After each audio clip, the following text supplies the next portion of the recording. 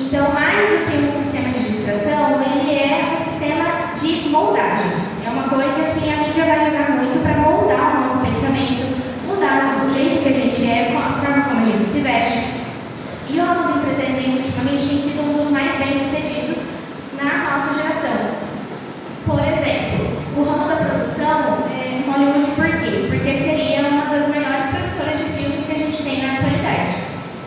Como vocês podem ver, eu separei aqui alguns filmes que nós temos, então, a quantidade de dólares que foram investidas. Requer um investimento muito alto e a gente vai ver aqui como, por exemplo, jogadores de futebol. Sabemos que várias pessoas gostam de futebol, né? Principalmente aí a questão meninos. E é uma coisa que dá muito dinheiro, movimenta muito. Movimenta milhões.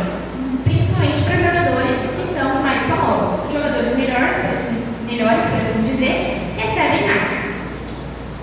Esse dinheiro em si, ele poderia ser muito bem usado em outros setores, né, do governo, mundial até, porque o entretenimento do futebol é uma coisa de escala global. Temos aqui algumas opções de filmes que vocês podem ver, que são muito conhecidos, talvez você já tenha assistido alguns. Eu assisti a maioria, como por exemplo, Piratas do Caribe. Quem conhece, Piratas do Caribe é um dos que mais precisou assim, de investimento. Esse valor que está aqui foi o valor de custo para a produção do filme. Como, por exemplo, 415 milhões de dólares que foram aplicados para produzir somente esse filme. O famoso Titanic, creio que todos conhecem, um filme bem antigo já, gerou em torno de 305 milhões de investimento. Homem-Aranha, que já está aí um pouco mais na idade dos jovens, algumas crianças, foi um filme também muito caro, quase próximo do Titanic, precisou de 304 milhões de dólares para ser produzido. E passando aqui, temos aqui o filme de heróis, né, que também precisou de bastante, cerca de 300 milhões. Mas o que mais me deixou assim, intrigada, é que até mesmo um filme de animação, que não precisa de atores, precisou também de quase 300 milhões de dólares. Precisou de 292 milhões. Então, assim, a gente vê que, mesmo que não precise dos atores, mesmo que não precise de pessoas, ainda tem muita gente trabalhando por trás. É uma equipe muito grande, principalmente na questão cinematográfica, né, que precisa fazer os desenhos, precisa gerar as animações. É uma coisa muito cara. Mas qual que é, então, a questão? Hoje em dia, filmes e séries são uma coisa que passa muitas informações para a gente. A gente vê principalmente a questão da Disney, que vem na atualidade trazendo filmes que passam mensagens, não mensagens subliminares, mas mensagens assim, sobre a questão da vida para as nossas crianças. Como, por exemplo, um filme que não é tão recente, mas o filme Soul, para quem não assistiu, ele fala sobre a questão da vida, que a vida é um sopro que passa rápido e que a gente tem que aproveitar. Seria mais ou menos isso a questão do filme. Também o filme caro, de produção bem cara, mas é mais essa questão que os filmes vêm trazendo atualmente. E a gente consegue perceber com mais nitidez como que os filmes estão moldando a cabeça das nossas crianças, trazendo questões de princípios, valores e outras mensagens para elas. Antigamente, as pessoas não conheciam essa questão. A questão filmes, como eu comentei com vocês, né, além de ser uma produção muito cara, também é conhecida em escala global. Então, os filmes que a gente conhece aqui também são os filmes que os outros países conhecem da mesma forma, então, em escala global, eles estão aí disparados na mídia. Como que funcionava antigamente? As pessoas não tinham essa prática que a gente tem de assistir filmes. Então, como que eles funcionavam?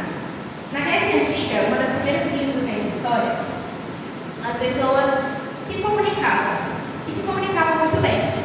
A Grécia foi o berço tanto da democracia quanto da filosofia.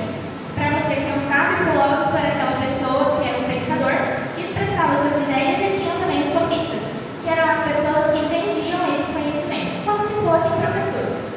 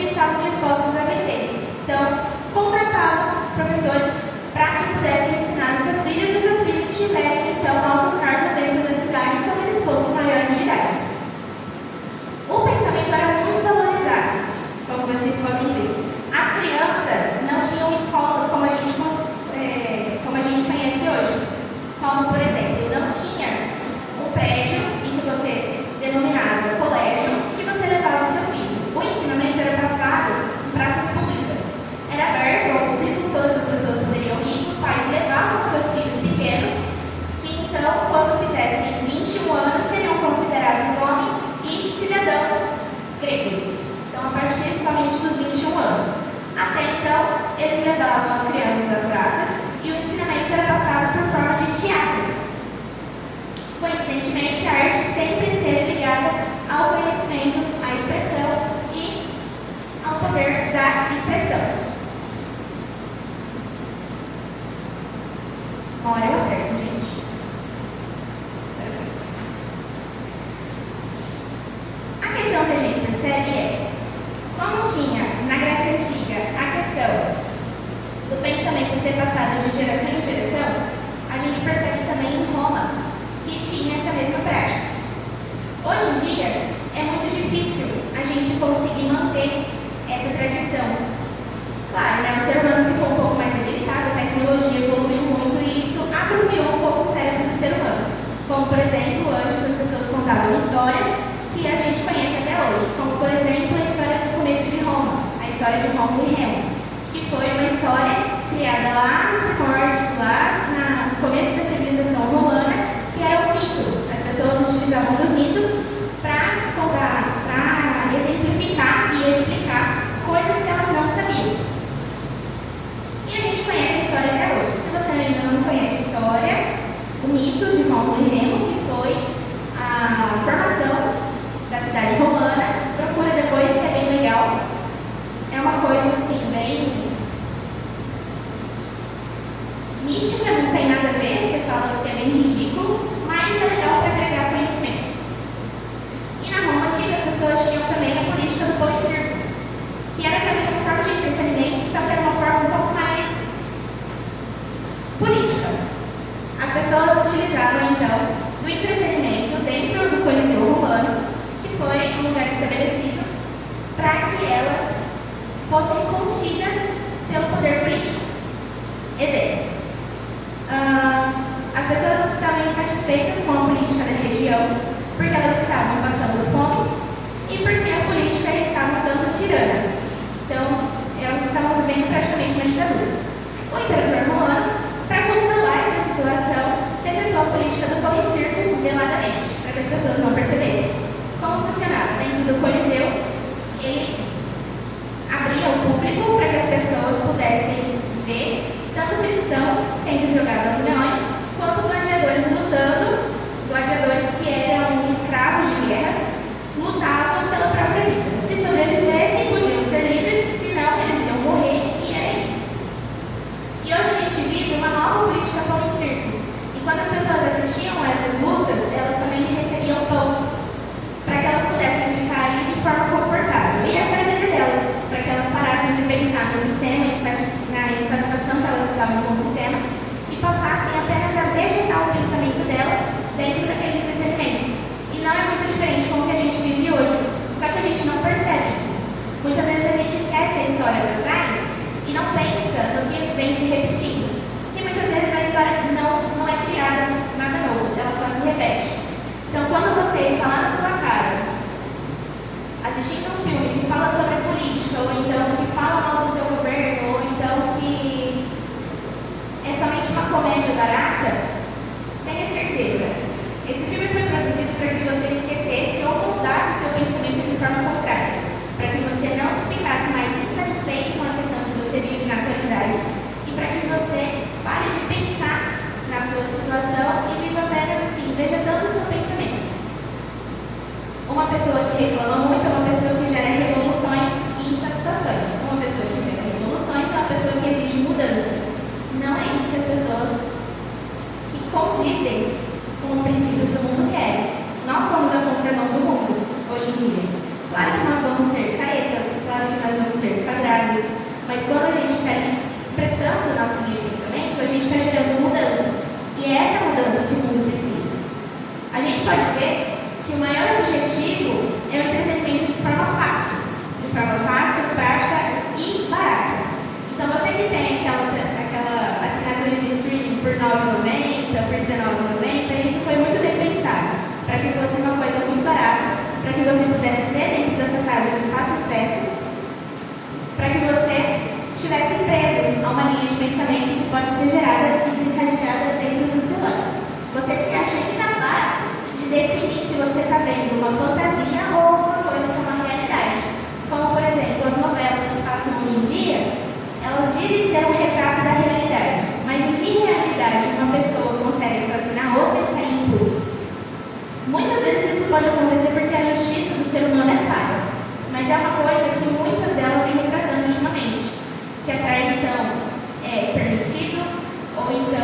pecado não tem consequência, que você é livre para fazer as suas escolhas, para pensar como bem entender, e que a sua liberdade de expressão você pode dizer o que você quiser, quando na verdade não é muito bem assim.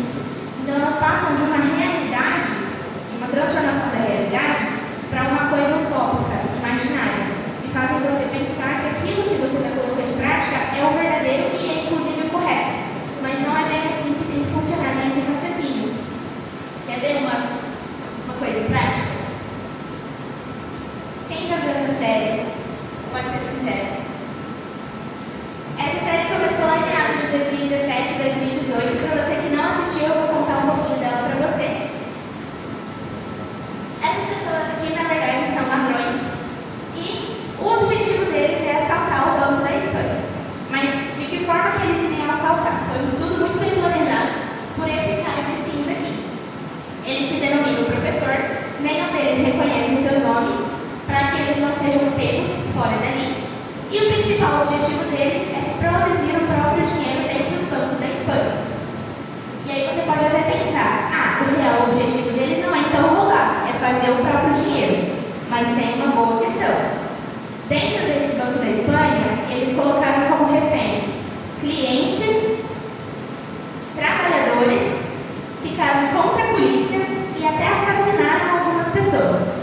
Só que você fica tão imerso na série que no final você está torcendo para que eles consigam sair com o dinheiro e que eles não sejam pegos no final das contas. E cadê os valores de cristão que a gente tem que ter? Do não furtarás, do não matarás? Ou então os valores que a gente tem sobre não mentir? Os valores são trocados sem que a gente nem perceba. Você fica tão imerso dentro de uma realidade que não é a sua. A ciência diz que a formação do cérebro se estende até os 25 anos, que é a idade auge para você atingir a sua maturidade. Só que a exposição a telas e a esses valores corrompidos fazem com que o jovem acabe se espelhando dentro de uma realidade que vai moldando o seu caráter de forma diferente. E esse é o real desafio que a sociedade enfrenta. Fazer com que as pessoas pensem de uma forma que seja moldada do jeito que ela quer. Esse é o maior desafio dela. Por isso que ela usa a forma do entretenimento para conseguir moldar o seu pensamento. E você acaba moldando o seu pensamento de acordo com a sociedade sem nem perceber. E aí você começa a pensar que o valor que você tem não é bem assim, ou então que alguma coisa pode ser negociada. Você pode, por exemplo,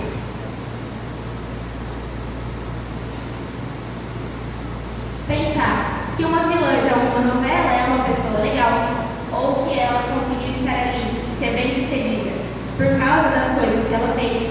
Você pode pensar que um justiceiro de um desenho ou um quadrinho acaba sendo o máximo, só que na realidade ele está usando da violência para conseguir proteger outras pessoas.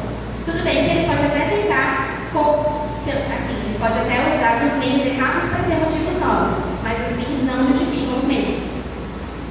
Ou então você pode pensar numa vilã de um desenho que parece inofensivo, mas ela conquista tudo que ela quer por meio da mentira, do engano e da feitiçaria. Ou ainda mais, um comediante que você adora, só que ele ainda subjuga os valores dos cristãos, brinca com as coisas de Satanás. Ou então um outro comediante que brinca com a mentira, que fala que é alguma coisa fútil, que é uma coisa de criança e se dá bem por isso. Ou então alguém que muda de personalidade só para conseguir ser corajoso. Um herói que não se revela, que se esconde, conta mentiras só para ninguém descobrir quem é. Ou ainda mais alguém que mexe com feitiçaria. Claro que a gente não pode esquecer também das pessoas que usam de armas para se proteger aos outros, justificando os fins pelos meios da mesma forma. O comportamento moldado, então, pela sociedade Hollywood é o maior objetivo que eles têm. Mas a Bíblia nos traz um outro contexto. Vou pedir para que vocês abram o livro de Romanos, no capítulo 12, no verso 2.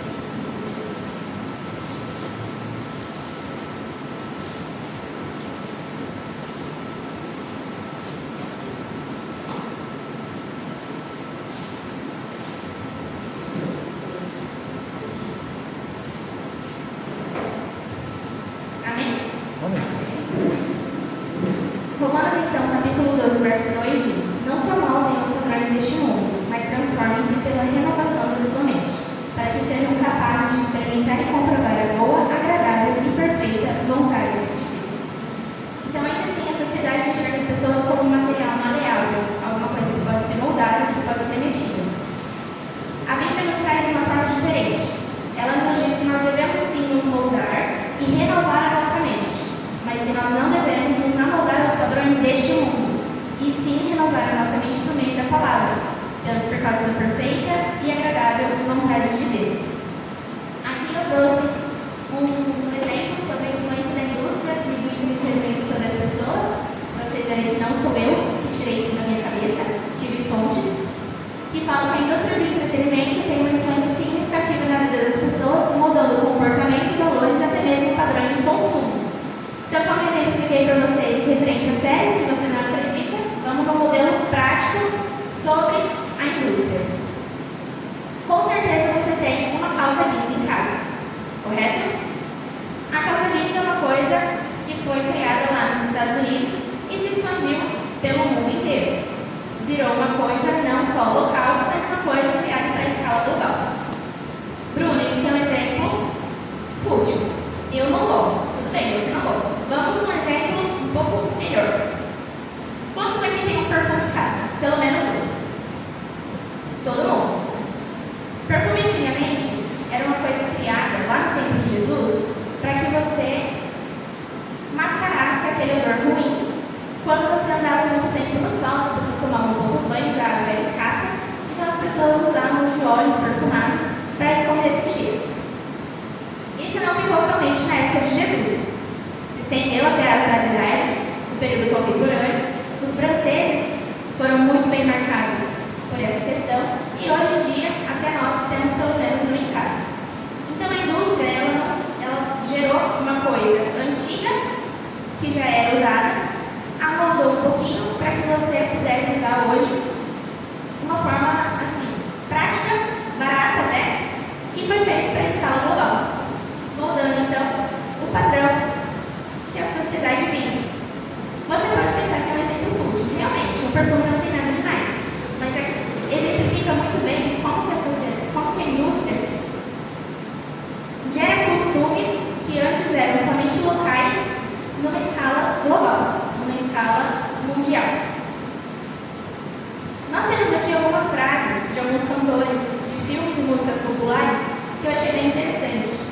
Você pode até reconhecer algumas delas, mas eu achei bem legal, porque a gente às vezes pega uma frase de efeito de algum filme, coloca nas nossas redes sociais, ou então coloca no nosso status de WhatsApp, e as pessoas têm formas diferentes de ver essas frases. Como, por exemplo, o filme A Vida é Bela tem uma frase bem marcante que fala assim: nunca deixe que alguém te diga que você não pode fazer algo. Exemplo fofo, ok? Não deixar que ninguém diga que você não pode fazer algo pode ser para algumas pessoas uma frase de libertação, para que elas criem coragem para fazer alguma coisa. Só que o não se limitar, muitas vezes diz às pessoas para fazer o que elas querem.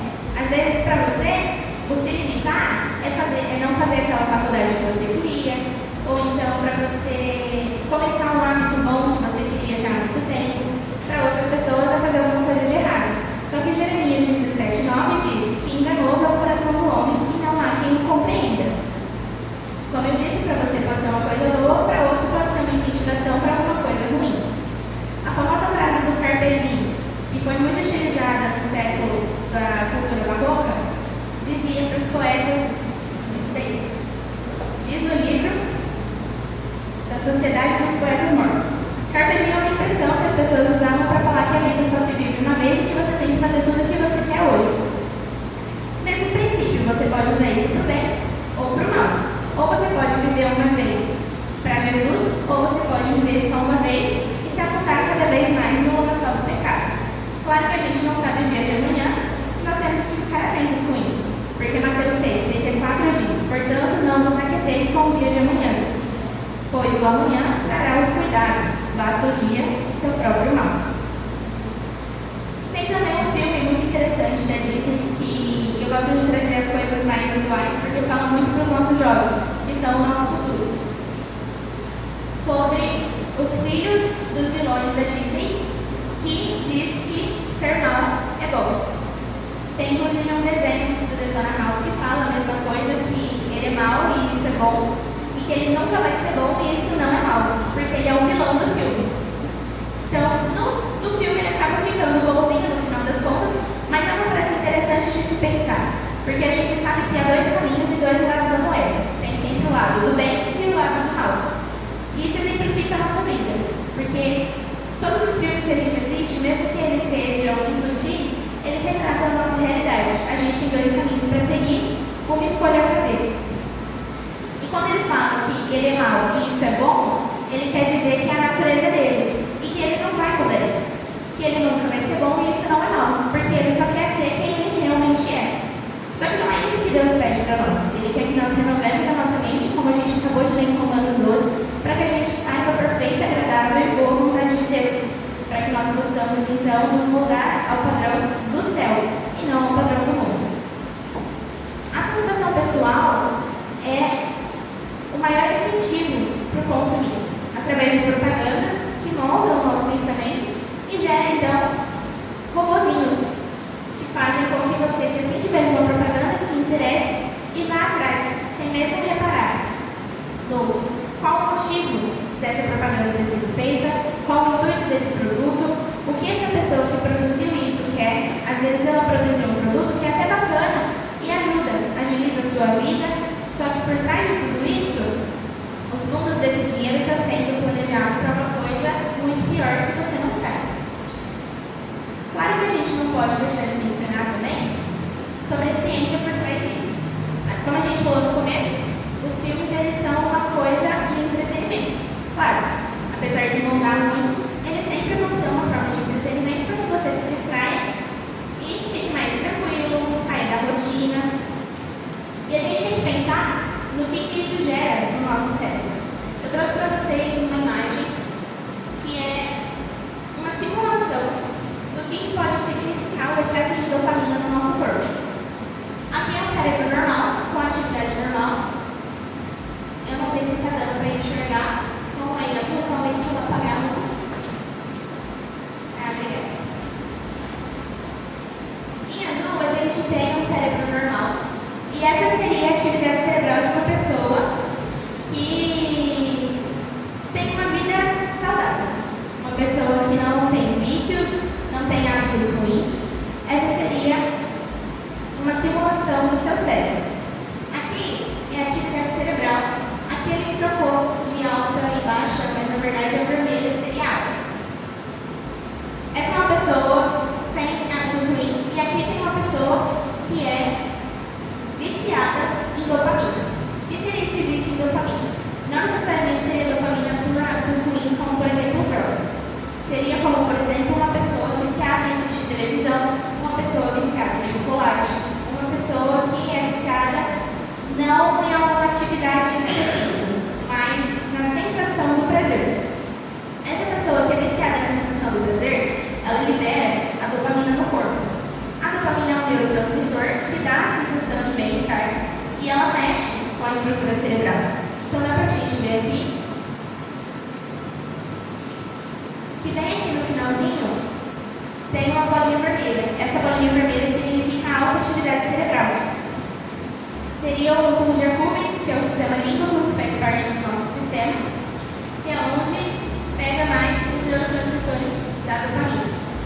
Ele fica hiperativado quando o cérebro está condicionado a uma atividade prazerosa e ele... Esqueci a palavra, gente. Não agita. Bianca, me ajuda. Não. Estimula. Ele estimula a atividade cerebral. A gente tem também uma outra simulação sobre...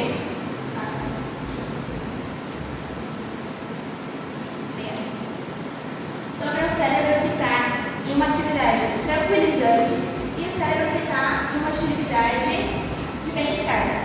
Como, por exemplo, aqui seria uma atividade relaxante. O cérebro de uma pessoa que se encontra lendo. É a mesma atividade de um cérebro normal, porque ela não estimula a liberação de dopamina. Ela é uma atividade mais tranquilizante, mais relaxante. Ela te tira da rotina da mesma forma e ela faz com que seu cérebro seja estimulado a criar imagens, fazendo com que você seria melhor do que um filme, porque ao mesmo tempo que você está exercitando tanto a sua visão quanto a sua imaginação. Já aqui a gente tem o cérebro de uma pessoa que se exercita. Bem aqui no meio a gente tem a alta atividade cerebral da mesma forma. Só que é muito mais do que, por exemplo, uma pessoa viciada em dopamina que só fica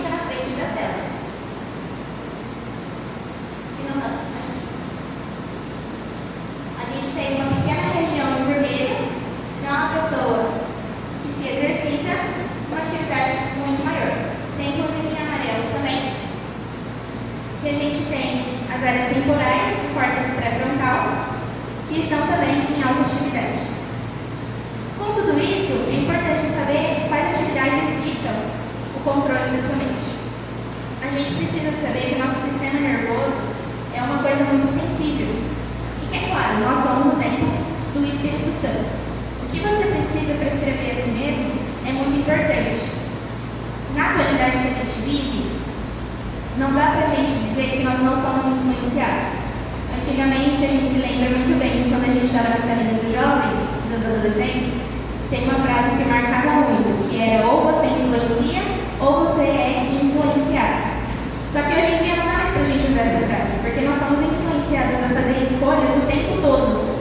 E é claro que não é somente a gente que escolhe, os meios externos às vezes acabam escolhendo pela gente. As pessoas têm uma necessidade de imediatismo.